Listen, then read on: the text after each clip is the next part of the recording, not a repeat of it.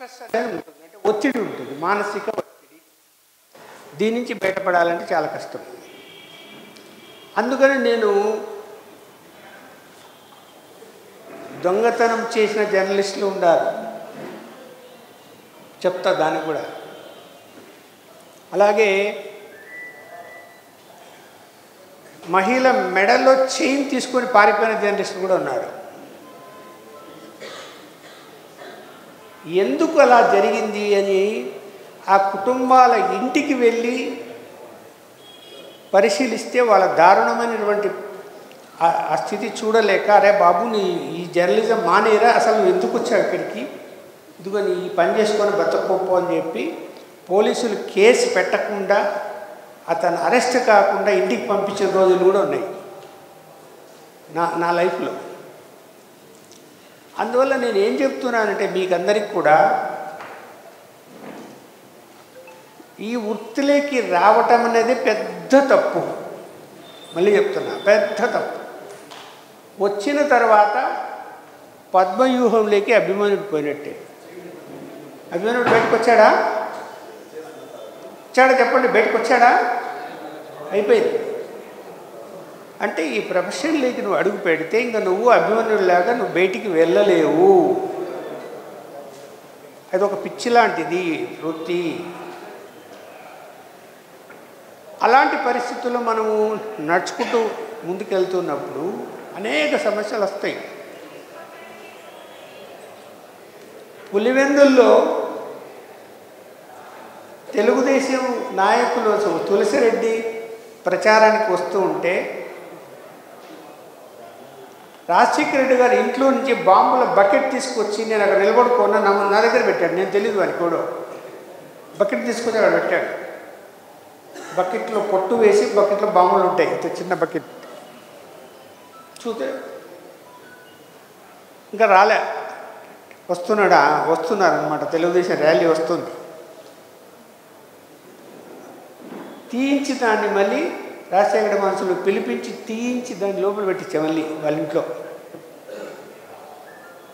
అంటే ఎంత ధైర్యం ఉండాలి.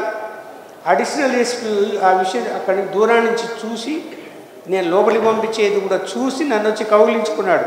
నా ఉద్యోగం కాపాడవు. అప్పుడు ఎన్టీ రామారావు సీఎం, నన్ను సస్పెండ్ చేసేవాడు. కానీ అక్కడ ఉన్నటువంటి ఆ బలం ఏదైతే రాజకీయ బలం ఉందో, బాంబులు ఇంట్లో పెట్టినా కూడా పోలీసులు వెళ్ళి ఆ బాంబులు పట్టుకొని కేసు పెట్టలే, తెలుసా? కేసు పెట్టలే. లోపలికి ఇంట్లోకే పోలే, ఆయన ఇంట్లోకి అడుగు పెట్టలే. అంటే తెలుగుదేశం పార్టీ పుట్టిన తర్వాత జరిగిన సంఘటన అది. ఫస్ట్ ఎన్టీ రామారావు అయినప్పుడు.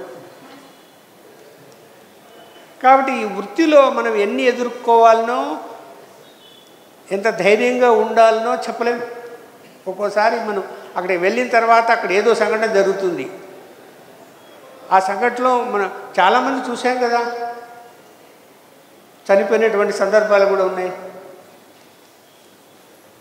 హాయిగా మంచిగా చదువుకున్న వాళ్ళైతే ఏదో టెస్టులు రాసో, గవర్నమెంట్ ఉద్యోగాలు లేదంటే ప్రైవేట్ సంస్థలు విపరీతంగా వచ్చాయి, ఇవాళ వస్తున్నాయి కూడా, దాంట్లోకి వెళ్ళిపోతే మంచిది. మీ పిల్లల్ని మాత్రం మీరు ఈ వృత్తిలోకి తేవద్దు. మళ్ళీ చెప్తున్నాను నా అనుభవంతో.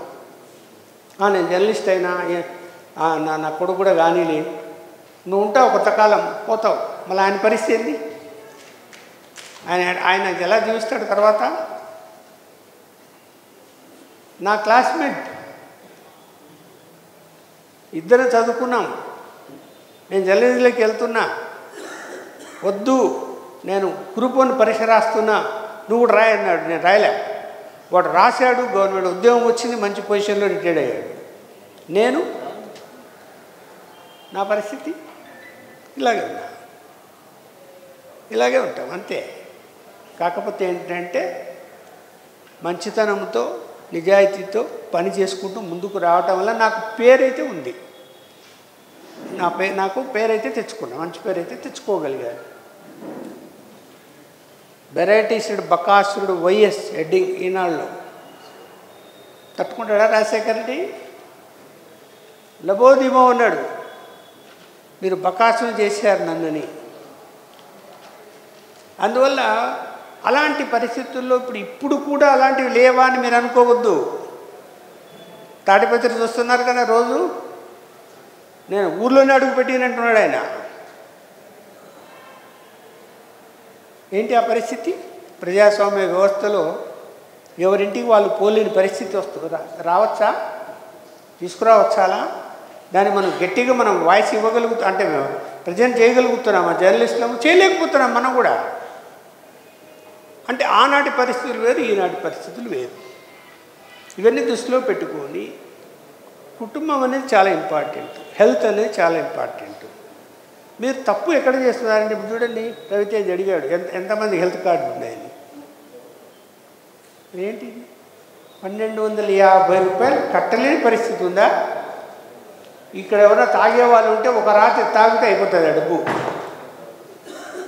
ఒక రాత్రి తాగితే అయిపోతుంది, ఒక సంవత్సరానికి ఉపయోగపడుతుంది. ఏమైనా నువ్వు సిక్ అయిపోతే నీకు 2 లక్షలు నీకు, నీ ఫ్యామిలీకి ఇద్దరికి వస్తుంది, అంటే మీ వైఫ్ కూడా వస్తుంది. ఇవన్నీ ఎందుకు ఆలోచించడం లేదు? మీరు ఆలోచించాలి కదా. అయితే బాధ్యత యూనియన్ కూడా ఉంది. మళ్ళీ చెప్తున్నాను నేను, ఎందుకు ఉంది అంటే అది కూడా కట్టలేని వాళ్ళు ఉంటారు, లేకపోతే నిర్లక్ష్యం చేసే వాళ్ళు ఉంటారు. యూనియన్ ముందుకొచ్చి ఎవరైనా ఒక స్పాన్సర్ని పట్టుకొని, ఇదిగో మా యూనియన్లో 50 మంది సభ్యులు ఉన్నారు, 12 60 ఒక 60,000 డబ్బులు అవుతాయి, మీరు స్పాన్సర్ చేసి కట్టండి అంటే ఖచ్చితంగా కడతారు. మీరు అడిగే పద్ధతిని బట్టి ఉంటుంది. అరే వాళ్ళ హెల్త్ గురించి అడుగుతున్నారు, చేద్దామనుకుంటారు. సార్ మాకు డిన్నర్లు ఇవ్వండి, మాకు గిఫ్ట్ ఇవ్వండి, మాకు రాత్రి మందుపాటలు ఇవ్వండి అని అడిగితే ఎలా ఉంటుంది? తేడా లేదా? ఇవన్నీ ఆలోచించు. ఇప్పుడు నాగేంద్ర ఆవేదన కూడా మీరు విన్నారు ఇందాక. ఖచ్చితంగా ఇప్పుడు హెల్త్ స్కీమ్లో మీరు అందరూ చేరాలి. ఒకటి. రెండోది పోస్టల్ ఇన్సూరెన్స్ ఒకటి ఉంది, చాలా తక్కువ అమౌంట్ అది. పోస్టల్ ఇన్సూరెన్స్ 5 లక్షలు, అంటే యాక్సిడెంట్ పాలసీ. ఒకసారి కట్టేస్తే సంవత్సరం వరకు మళ్ళీ రెన్యువల్ చేసుకోవాలి. ఆటోమేటిక్గా పోస్టల్లో మీ అకౌంట్, బ్యాంక్ అకౌంట్ ఎట్లా ఓపెన్ అవుతుందో పోస్టల్ డిపార్ట్మెంట్లో కూడా అలా అకౌంట్ ఓపెన్ చేస్తారు. మీరు దాన్ని యూపీఐ కింద కూడా వాడుకోవచ్చు ఆ అకౌంట్ను. అందులో అమౌంట్ ఉంటే ఆటోమేటిక్గా మీ యొక్క ఇన్సూరెన్స్ నెక్స్ట్ ఇయర్ రెన్యువల్ అయిపోతుంది. ఆటోమేటిక్గా వాళ్ళే రెన్యువల్ చేస్తారు. అది 325 రూపాయలు. అందువలన యూనియన్ బాధ్యత తీసుకొని పోస్టల్ వాళ్ళతో మాట్లాడుకొని వాళ్ళే వచ్చి మీ దగ్గరికి మీ ఐడి కార్డులు అన్నీ చూసి ఫోటోలు తీసి అంతా వాళ్ళే చేస్తారు. మనమేమి ఇట్లా పలానా చోట మేము ఇంతమంది ఉన్నాం రావయ్య అంటే వస్తారు, వాళ్ళు వచ్చి చేసుకొని వెళ్ళిపోతారు, ఇన్సూరెన్స్ చేసుకొని వెళ్ళిపోతారు. ఇవి చేయాల్సినటువంటి అవసరం ఉంది. యూనియన్ కూడా బాధ్యత తీసుకోవాల్సిన అవసరం ఉంది, జిల్లా కమిటీలు. అలా తెలంగాణలో అలా చేయించాం. హైదరాబాద్ 300 మందికి చేయించాం ఇన్సూరెన్స్, ఒక స్పాన్సర్ని పట్టుకొని. మరి ఇవన్నీ ఎందుకు మాట్లాడుకోరు? మీరు ఎందుకు చర్చించుకోరు? ఇప్పుడు ఆమె చెప్పింది భర్త చనిపోయాడు. ఎవరు ఆమె? ఆ భర్త ఎవరు? మన ఫ్యామిలీ.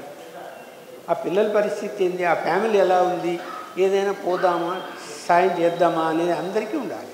మీరు చేయలేకపోయినా ఇంకొకరికి చెప్పైనా చేయించాలి. ఇది బాధ్యత. బాధ్యత కూడా తీసుకోవాలి. తెలియకుండా పోతే అది తెలిసిన తర్వాత బాధ్యత వ్యవహరించాలి. ఇప్పుడు కర్నూలు జిల్లాలో ఆయన చనిపోయాడు, స్పాన్సర్లు పట్టుకునేది 1 లక్ష రూపాయలు ఇచ్చారు. తక్కువ కావచ్చు కానీ మొత్తం మీద సాయం చేశారు. ఇక్కడ మీరు నిర్లక్ష్యం ముందు వదలాలి. ఫస్ట్ ఆర్థికంగా ఇబ్బందులు ఉంటాయి కాదము. అలాగే మీకు డిపిఆర్ఓల ద్వారా, పోలీస్ ద్వారా, లేకపోతే పొలిటీషియన్స్ ద్వారా ఏమైనా సమస్యలు వచ్చాయనుకోండి, నా నంబర్ చెప్తున్నా, నోట్ చేసుకోండి. వాడు ఎవడైనా సరే వాంతో నేను మాట్లాడతాను. నాకు మెసేజ్ పెట్టండి చాలు.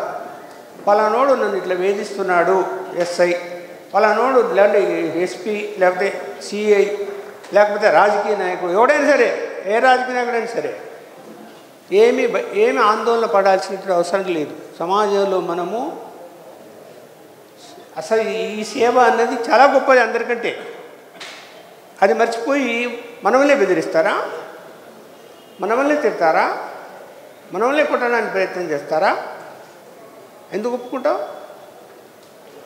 ఇప్పుడు సాక్షి మీద దాడి జరిగితే ప్రెస్ కౌన్సిల్ ఆఫ్ ఇండియాలో కంప్లైంట్ చేశాం. సరే, సాక్షి పత్రిక రూల్స్ రెగ్యులేషన్స్ ఎలా ఉన్నా ఆ విధానం తప్పు. ఎంక్వైరీ జరిగింది, నేనే కంప్లైంట్ చేసింది. ఇప్పుడు మన దాడి చేశారు తెలుగుదేశం గవర్నమెంట్ వచ్చిన తర్వాత సాక్షి మీద. ప్రెస్ కౌన్సిల్ కంప్లైంట్ చేశాము, విచారణ జరుగుతున్నది. సాక్షి ఎలా ఉంటుంది మనకు అవసరం లేదు, కానీ ఆ విధానం కరెక్ట్ కాదు. తెలుగుదేశం వాళ్ళు దాడి చేయడం కరెక్ట్ కాదు, అలాగే వైఎస్ఆర్సీపీ వాళ్ళు కూడా మీడియాల మీద దాడి చేయడం కరెక్ట్ కాదు. వాటిని మనము రాజకీయాలతో మనకు సంబంధం లేదు. ఎవరు తప్పు చేసి తప్పనేటువంటి పరిస్థితి రావాలి.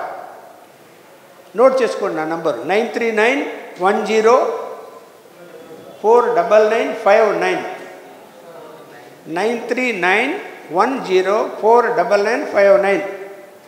వాట్సాప్ ఉంటుంది, ఎప్పుడైనా మెసేజ్లు పెట్టచ్చు.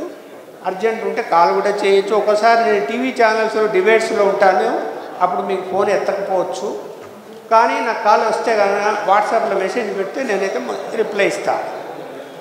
ఎవరు కూడా ధైర్యంగా ఉండాలనేది నా అభిప్రాయం. ఎవరు ఏమీ భయపడాల్సినటువంటి అవసరం లేదు. నా ఉదాహరణ మీకు ఎందుకు చెప్పాల్సి వచ్చిందంటే,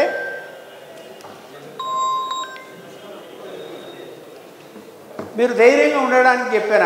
ఎగ్జాంపుల్, ఇంకొక ఎగ్జాంపుల్ చెప్తా. Press council of India member అయ్యా. అస్సాంలో గౌహతిలో జర్నలిస్ట్ కూర్చొని రాసుకుంటూ ఉంటే ఆఫీసులో 3 వ్యక్తులు లోపలికి దూరి పిస్టల్తో కాల్చేసి వెళ్ళిపోయారు. ఆఫీసులోనే పట్టపగలు చనిపోయాడు ఆయన. చనిపోతే గవర్నమెంటు, అప్పుడు కాంగ్రెస్ గవర్నమెంట్ ఉంది, అంటే 10 ఏళ్ల నాటి కిందటి విషయం ఇది. 10 లక్షలు ముఖ్యమంత్రి అనౌన్స్ చేశాడు ఆ కుటుంబానికి.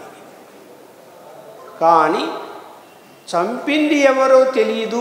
అది ఏమైనా ఆయన పర్సనల్ గ్రజ్జా, కుటుంబ సమస్య, ఆస్తి తగాదాలు, ఎవడు చంపాడు, ఎందుకు చంపాడు అనే కారణం తెలియదని చెప్పి ఆ 10 లక్షలు ఆ కుటుంబానికి ఇవ్వలేదు. గవర్నమెంట్ శాంక్షన్ చేసేది ఇవ్వలేదు. అది ప్రెస్ కౌన్సిల్ ఆఫ్ ఇండియాకు కంప్లైంట్ వచ్చింది. అప్పటికే దాని బ్యాక్గ్రౌండ్ రిపోర్ట్ వచ్చింది ఇంటెలిజెన్స్ నుంచి. అది తీవ్రవాద సంస్థకు సంబంధించిన వాళ్ళు అతన్ని చంపారు, వాళ్ళ మీద వార్త రాశాడని. అది చెప్పదు గవర్నమెంట్. అప్పుడు ప్రెస్ కౌన్సిల్ 7 మెంబర్స్ ఉంటాం మేము, నేను మెంబర్ని. చైర్మన్ గారు అడిగారు, ఎవరు అస్సాంకి వెళ్తారు ఈ ఇష్యూ మీద పరిష్కరించడానికి? ఎవరు చేయెత్తలే. నేను చేయెత్తాను, వెళ్తాను. సో వెంటనే సీఎంకి లెటర్ పెట్టి నన్ను పంపించారు. అక్కడికి వెళ్ళాను. సీఎంతో ఇంటెలిజెన్స్ ఐజీ, సీఎం, నేను ముగ్గురమే. ఏంటి చెప్పండి. లేదు, ఇలా జరిగింది, కారణం ఎవరో తెలియదు, చంపిన వాళ్ళు. కారణం తెలియనప్పుడు వ్యక్తిగత తగాదాల వలన చంపితే ఎవడన్నా గవర్నమెంట్ ఎందుకు ఇవ్వాలి కాంపెన్సేషన్ అంటాడు సీఎం. మరి సంవత్సరం అయింది ఇప్పటికీ, మీకు ఎవరు చంపారో తెలియదా ఇప్పటివరకు? అరే ఎవరు చంపారో, ఎవరన్నా చంపనివ్వండి, చనిపోయాడా లేదా?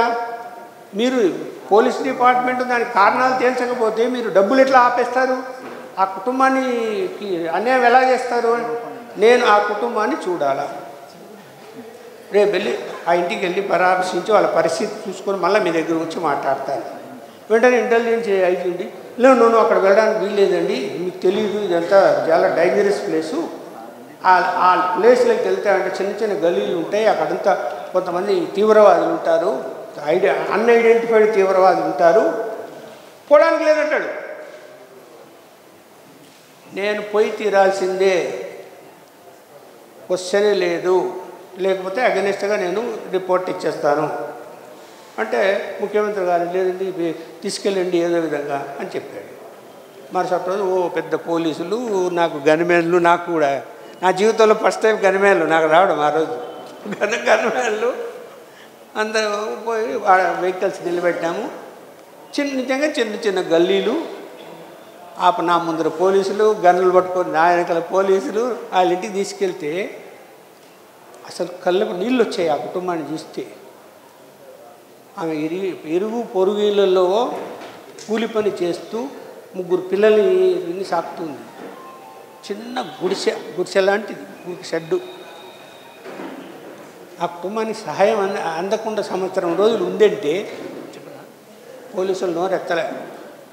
ఏమ్మా అని అడిగితే ఆమె ఏడ్చింది, సార్ ఇది పరిస్థితి అని. వెంటనే మళ్ళీ 10 లక్షల రూపాయల చెక్కు మీరు ఆ కుటుంబానికి ఇచ్చేంత వరకు నేను గౌహత నుంచి వెళ్ళను, ఇక్కడే ఉంటాను, ఇక్కడే ఉంటా, ఎన్ని రోజులైనా సరే మీరు ఇచ్చినప్పుడే నేను వెళ్తా. సీఎం నోరెత్తలే. సాయంత్రానికి చెక్కు రెడీ చేసి వాళ్ళు ఆమెను పిలుచుకొచ్చి చెక్కు ఇచ్చి పంపించారు.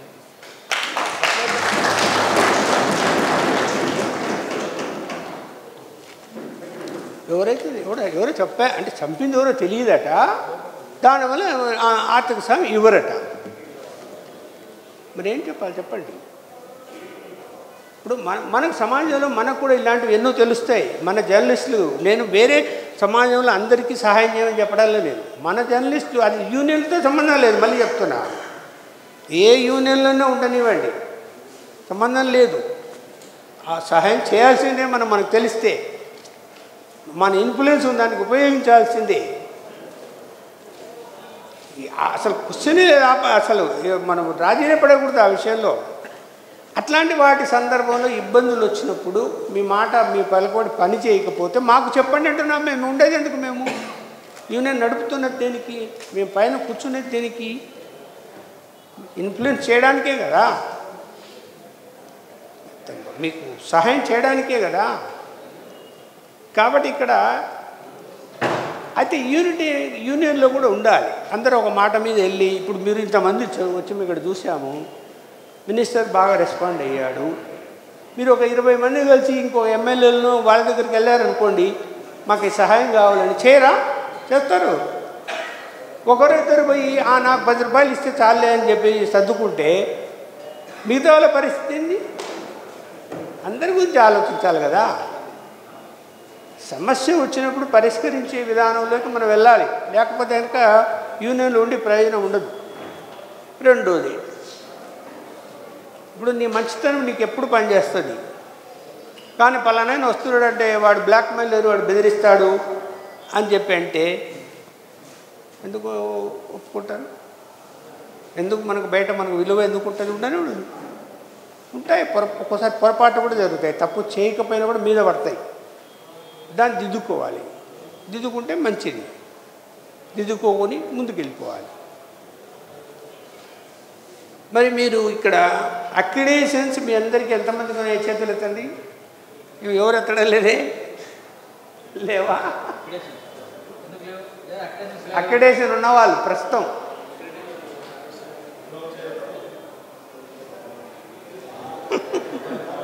సరే, చాలామంది కొత్త వాళ్ళు ఉండొచ్చు. ఇక్కడ సోషల్ మీడియాలో ఉండే వాళ్ళకి అక్రిడేషన్ ఇవ్వటానికి ఈ ప్రభుత్వం అంటే కూటమి ప్రభుత్వము ఆలోచించింది. మినిస్టర్స్ కమిటీ వేసింది.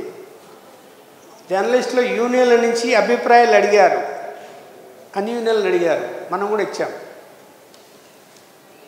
అయితే విజయవాడలో ఇక్కడ ఏంటంటే సోషల్ మీడియాకి చట్టమే లేదు, అంటే చట్టభద్రత లేదు. దానికి చట్టమే లేనప్పుడు అక్రిడేషన్ ఎలా ఇస్తారు?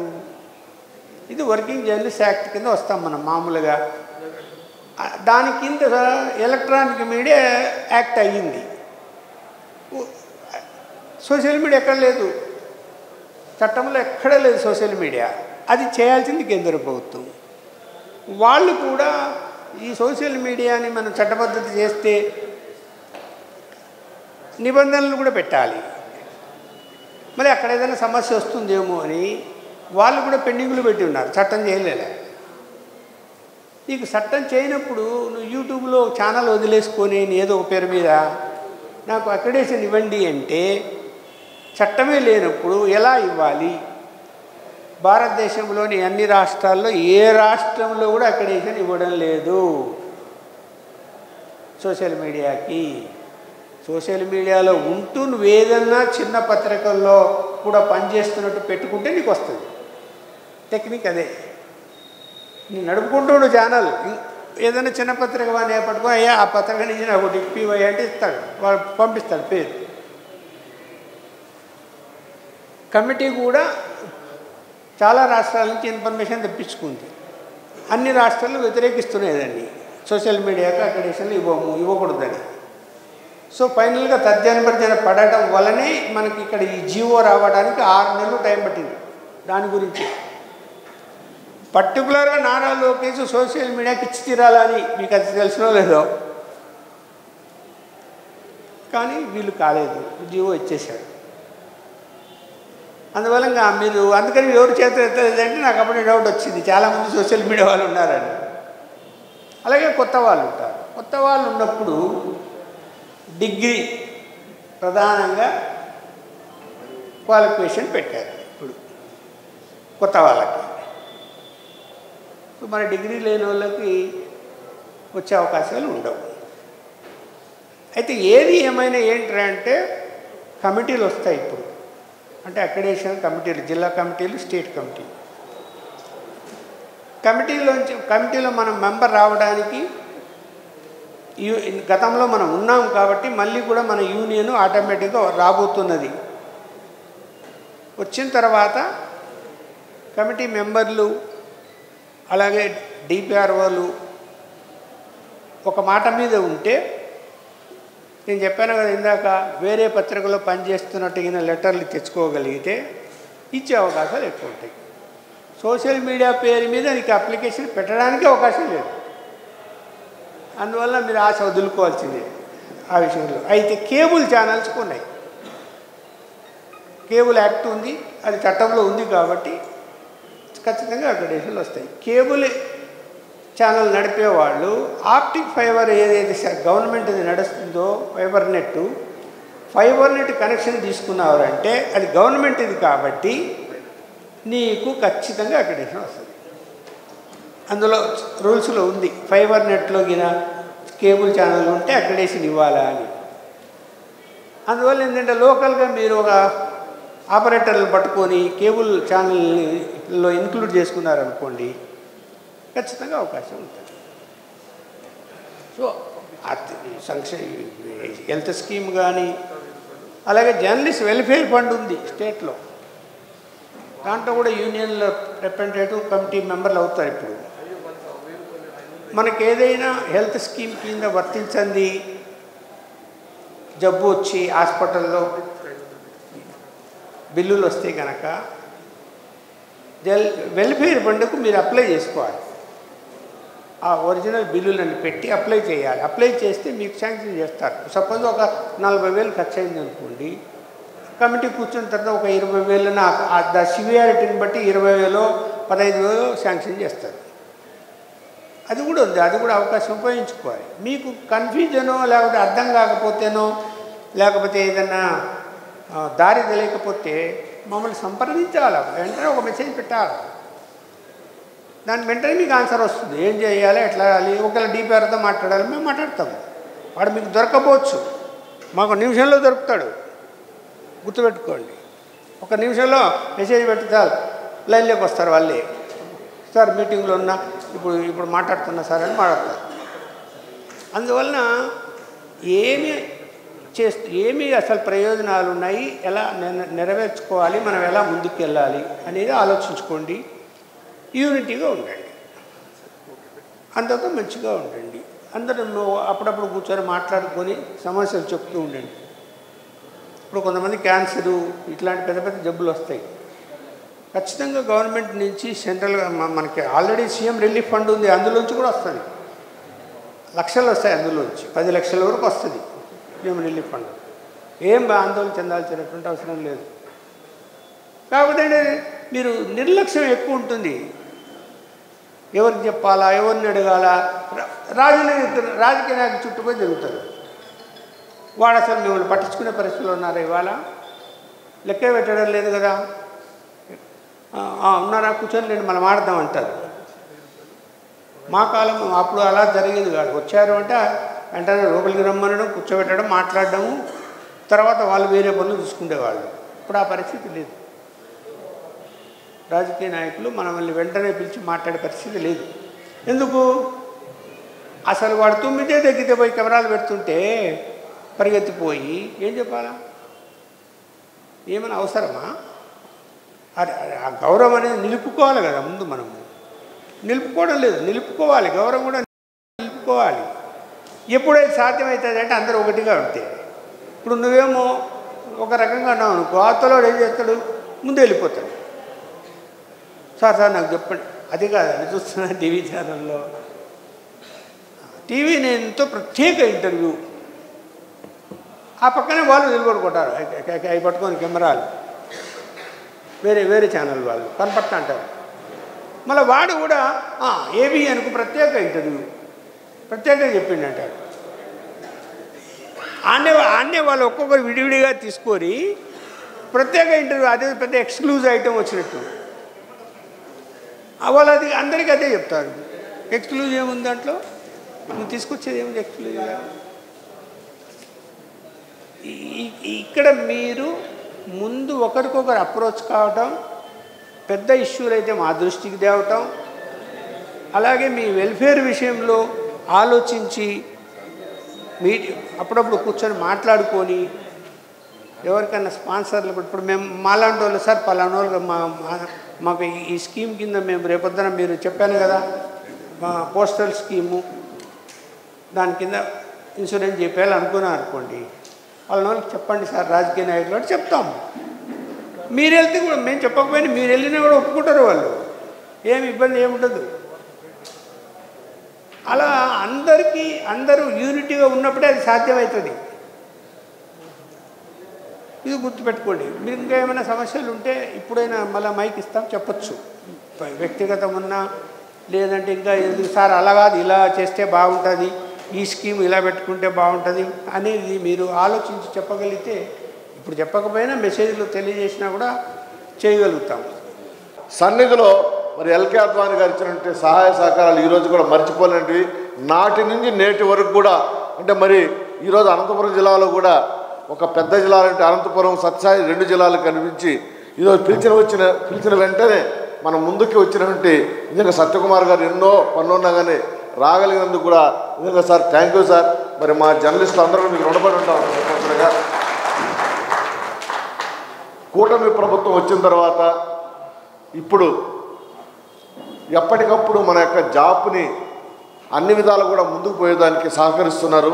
గత ప్రభుత్వం మీకు తెలుసో లేదు మిత్రమా, నాకు తెలిసినంత వరకు ఎలాంటి ఎంప్లాయీస్ కావచ్చు, కార్మిక సంఘాలు కావచ్చు, ఎవరైనా కానీ ఒక సంఘం ఏర్పడితే ఆ సంఘాల నుంచి ప్రాతినిధ్యం వహించేదానికి, వాళ్ళ సమస్యలను వివరించడానికి కొంతమంది నాయకుల్ని ప్రభుత్వం పిలవడం అనేది ఎప్పటి నుంచో ఉన్నటువంటి ఆనవాయితీ.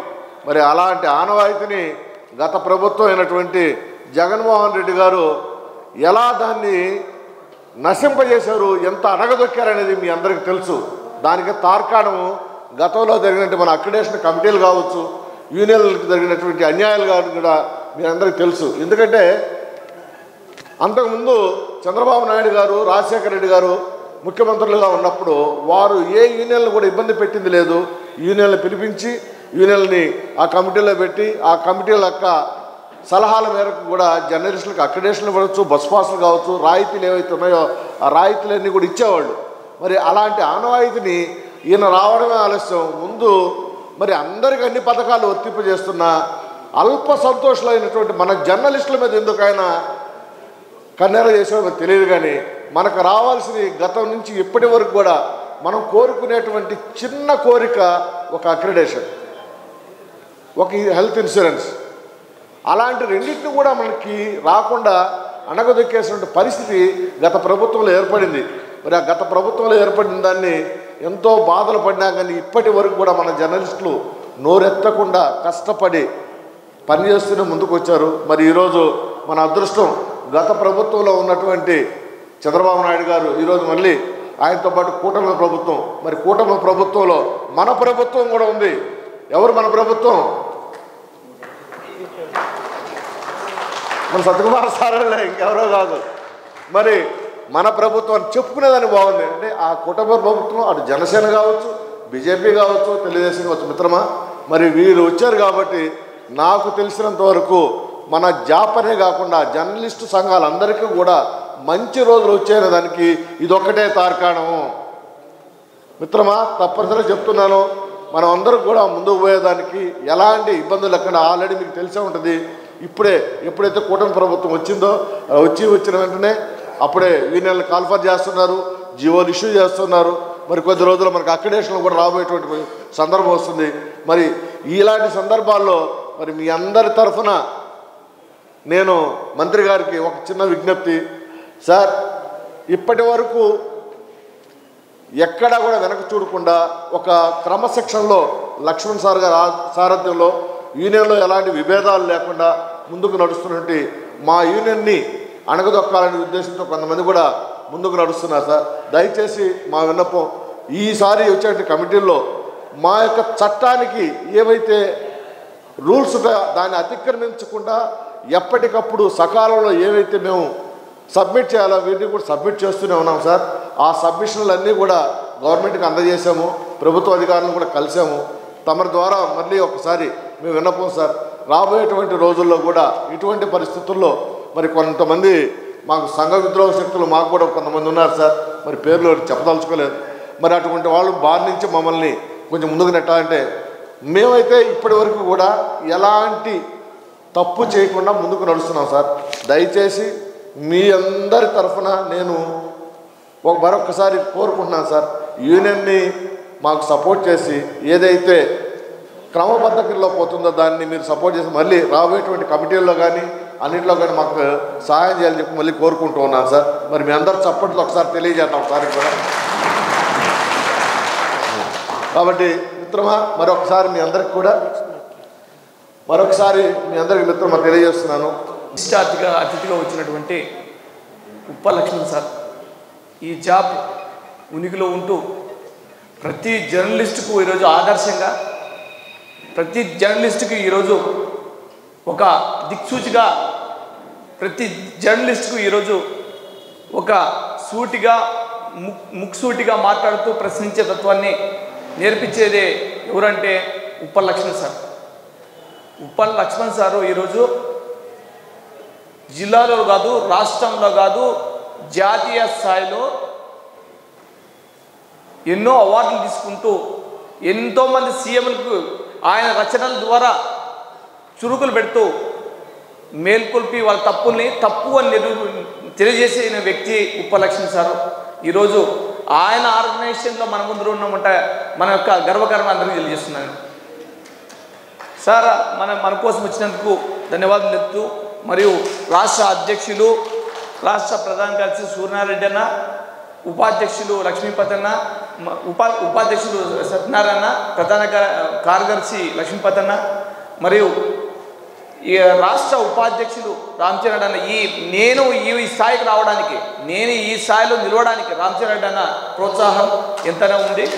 అదేవిధంగా నా మిత్రులు హనుమంత్ రెడ్డి, ఆకుల రాఘవేంద్ర సహకరించిన మీటింగ్కు వీళ్ళందరికీ ముందుగా ఎందుకు మీకంటే మాట్లాడే ముందుకు చెప్తున్నానంటే, ప్రథమంగా కష్టాల్లో మనకు నిలదొక్కడానికి సైడ్గా నిలబడుతూ మనం పడిపోకుండా, కొంతమంది ఎదిగితే నూకేసేవాళ్ళు, ఎదిగితే కింద పడేసి తోసేవాళ్ళు ఉంటారు. కానీ నిలబడే సమయంలో మా ఓడు వీడు పైకి రావాలి, వీడు పైకి వస్తే మనందరికీ కష్టాలు తీరుస్తాడు ఏదో ఒక స్థాయిలో అని సపోర్ట్ చేస్తున్నటువంటి మా మిత్రులు ప్రధాన కార్యదర్శి జోగిరెడ్డి అన్న కనపడకుండా ఈరోజు ఆర్థిక వనరులు సమకూర్చి ఈరోజు ఆయన మనకి ఈ మీటింగ్ సక్సెస్ చేయడానికి సహకరించారు. దీనికంటే ముందు కళ్యాణదుర్గం వారు వాళ్ళ ఎమ్మెల్యేని మన సమస్యలు వివరించి వాళ్ళు కూడా ఆర్థిక సహాయాన్ని అందించారు. యాక్చువల్లీ వాళ్ళకు కూడా ప్రధానంగా మనము ధన్యవాదాలు తెలియజేయాలి ఈ మీటింగ్ సక్సెస్ చేయడానికి ముందు.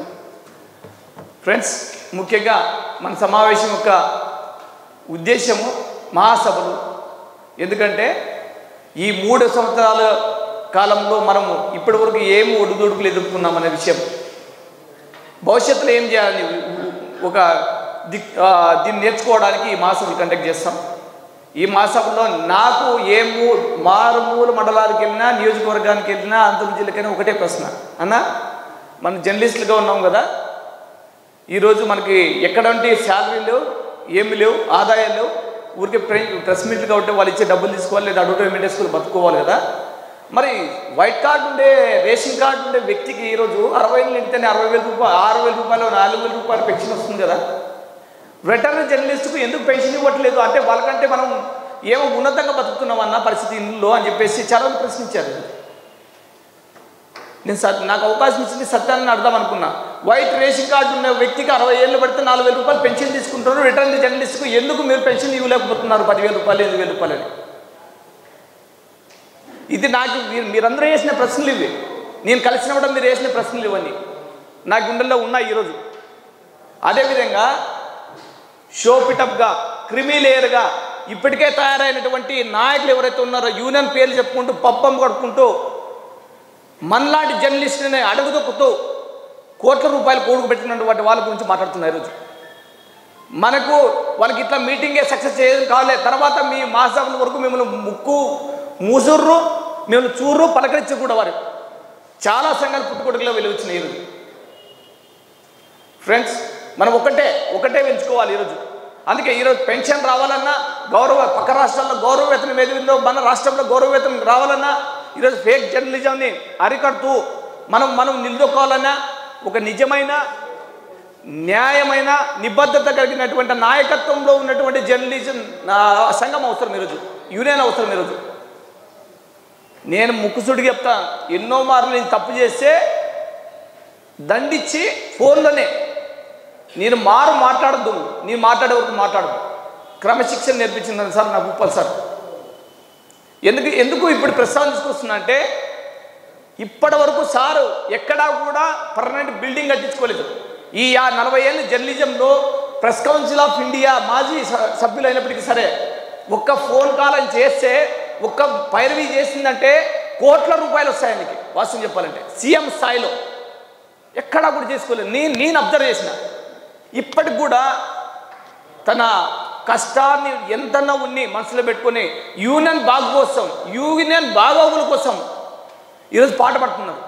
ఎవరు మంచి ఎవరు చెడు అని తెలుసు ఆయనకి, ఎవరిని ఎక్కించాలా ఎవరు తొక్కాలని తెలుసు ఆయనకి.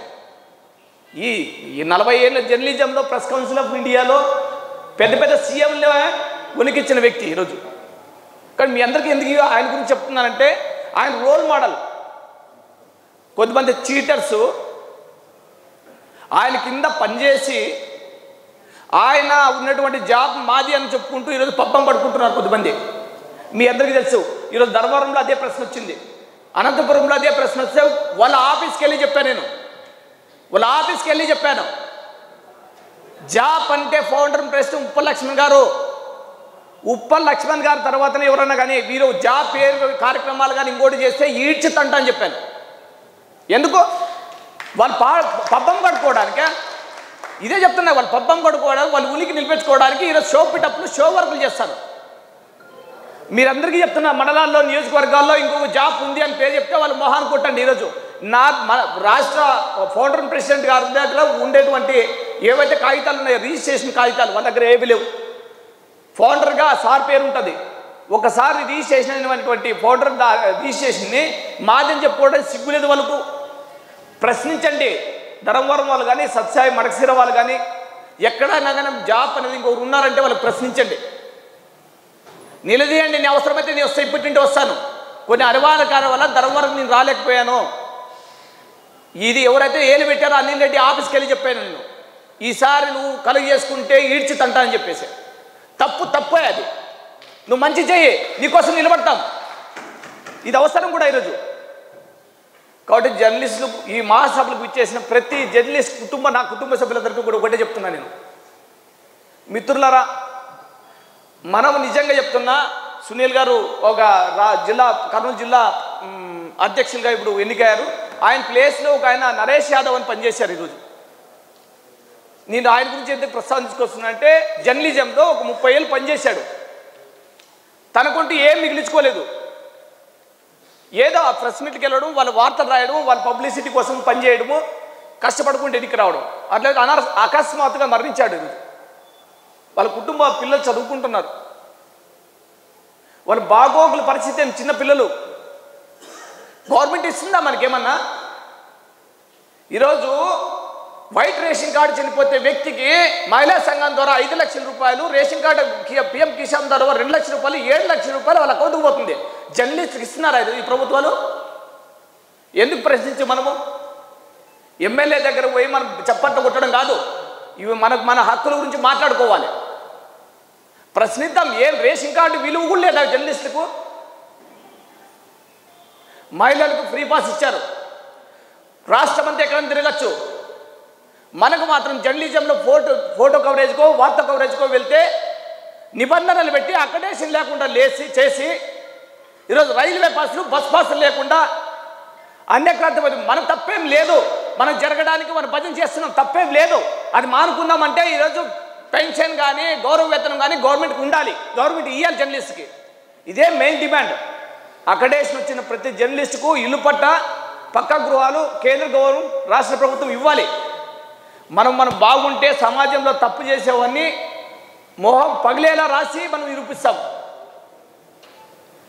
కాబట్టి మిత్రులారా, జిల్లా నలుమూల నుండి 160-150 కిలోమీటర్ల నుండి మరగసిర నుండి 200 కిలోమీటర్ల కదరి నుండి 60-70 కిలోమీటర్ల తాడిపత్రి, గుత్తి, గుంతకల్లు, పామిడి, గార్లిన, సోమందలపల్లి ప్రతి మండలం జర్నలిస్ట్ ఇక్కడ పాల్గొన్నారు. ఈరోజు ప్రతి ఒక్కరు కూడా ఒక్కొక్క పత్రికలో పనిచేస్తున్నారు, ఒక్కొక్క పత్రిక మీడియా ఛానల్ మీ అందరికీ. ఏదో ఒక మూల ఈ నా యొక్క ఉపన్యాసంలో ఏదో ఒక మీ మూలలో మీ గుండెల్లో ప్రశ్నించే తత్వం పెట్టుకోండి. అరే మన కోసం పనిచేసే విధంగా నేర్చుకోండి. ఒకటే, రేషన్ కార్డుకి ఈక్వల్గా మనం వెటరన్ జర్నలిస్టుకు 5,000-6,000 వెంటనే ఇవ్వాలి. ఎందుకు ఇవ్వట్లేదు? అది ఇవ్వాలి. తర్వాత గౌరవ వేతనం కొన్ని రాష్ట్రాల్లో 10,000 రూపాయలు ఇస్తున్నారు, అది ఇవ్వాలి. ఆధార్ లింక్ పెట్టి ఫేక్ ఉంది నీకు కావాలంటే ఆ ఫేక్లు చూపించి గవర్నమెంట్ ఇవ్వకుండా పోతుంది. మనకి ఫేక్ చూపించి మీకు ఆధార్ ఇచ్చినాం పట్టాలు, ఎన్నిసార్లు ఇస్తాం పట్టాలు? ఉన్న వాళ్ళే ఇంకోసారి తీసుకుంటారు, ఉన్న వాళ్ళే ఇంకో తీసుకుంటారు. జాబ్ కమిటీ ఈరోజు జిల్లా అధ్యక్షులుగా మీ అందరికీ హామీ ఇస్తున్నాను. అనంతపురం జిల్లా వాళ్ళకి కానీ పుట్టపర్తి జిల్లా వాళ్ళకి కానీ నా సహాయం కొరకు ఇస్తున్నాను. 100% భవిష్యత్తులో మీకోసం నేను ఉంటాను, భవిష్యత్తులో మీకోసం పనిచేస్తాను. ఏది ఏమైనా సరే కొన్ని అనివార్య కారణం వల్ల నేను ఆగిపోవాల్సి వచ్చిన సత్సేవాళ్ళకి నేను నిజంగా నేను బాధపడుతున్నా మీ విషయంలో. ఇక మీద జరగదు అని చెప్తున్న పరిస్థితి. సార్ ఎప్పటికప్పుడు చెక్ చేస్తున్నారు, ఏం చేస్తున్నావు నువ్వు? మన పేరు చెప్పుకున్న వాడు పబ్లిక్గా తిరుగుతున్నాడు, ఏం చేస్తున్నావు నువ్వు? ఎప్పటికప్పుడు చెక్ చేయడానికి ప్రయత్నించా. రామ్ చరణ్ అన్న గైడెన్స్లో ఈరోజు రామ్ చరణ్ అని చెప్పాడు, నువ్వు చేయి నాగేంద్ర, ఈ డొల్లతనం అంతా ఉదురుకూడదాం, గట్టి ఏదైతే నిలబెడుతుందో అది జిల్లా కానీ రాష్ట్ర స్థాయిలో కానీ వాళ్ళు ఉన్నారు, మనకు నిలబెడదాం, మన యూనియన్ని బలోపేతం చేద్దామని అదేవిధంగా చేద్దాం పరిస్థితి. నరేష్ గారి విషయం చెప్తూ మధ్యలో ఆగిపోయాను.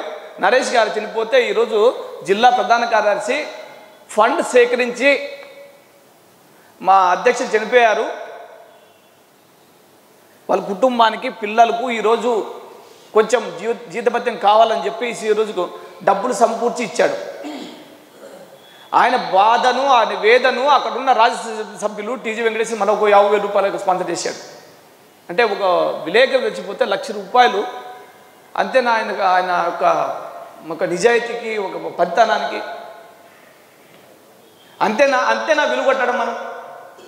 కాబట్టి ఇది ఉండకూడదు. జర్నలిజంలో మార్పు రావాలి. జర్నలిజంలో ఒక ఆదర్శంగా ఉన్నటువంటి నాయకత్వాన్ని మీరు ఎంచుకోవాలి. ఫ్రెండ్స్, ఈ సమావేశానికి మీరందరూ కూడా రావడం నిజంగా నాకు చాలా చాలా ఆనందం కలిగిస్తుంది. ఈ భవిష్యత్తులో కూడా నేను మా ఉప్పల్ లక్ష్మణ్ సార్ ఆదేశిస్తే భవిష్యత్తులో రాష్ట్ర మహాసభలు కూడా నిర్వహిస్తాను, ఇందుకు 10 చేస్తానని నేను మాటిస్తున్న పరిస్థితి. ఫ్రెండ్స్, ఓపికగా మన కోసం మనం ఈరోజు కేటాయించుకున్నందుకు మీ అందరికీ కూడా పేరు పేరున ధన్యవాదాలు చెప్తున్నాం. మిత్రం, పేరు పేరున మీ అందరికీ ధన్యవాదాలు చెప్తున్నాం. ఈ అవకాశం ఇచ్చిన రాష్ట్ర అధ్యక్షులు రవితేజ గారికి కృతజ్ఞతలు చెప్తున్నాం.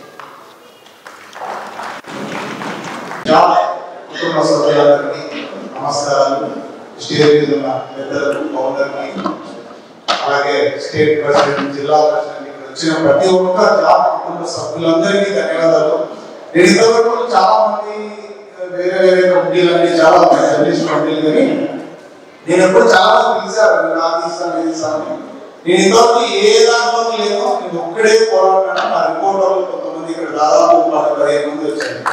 ఆగల్ నుంచి వచ్చారు, నుంచి వచ్చారు. నేను కమిటీ లేదా ఒకడే పోరాటం కంటే కూడా ఇక్కడ సాధించినట్టుగా మానవుడు సంఘజీవి అనేది మనం నేర్చుకున్నాం. కానీ నేను ఒకడే ఇప్పటికే నా మీద 6 కేసులు లేదు. చాలా మందికి నా వీడియో చూసిన వాళ్ళకి తెలుసు. జర్నలిస్టులని ఎవరన్నా ఏమన్నా అంటే ఫస్ట్ స్పందించేది ఎవరన్నా అంటే నేనే.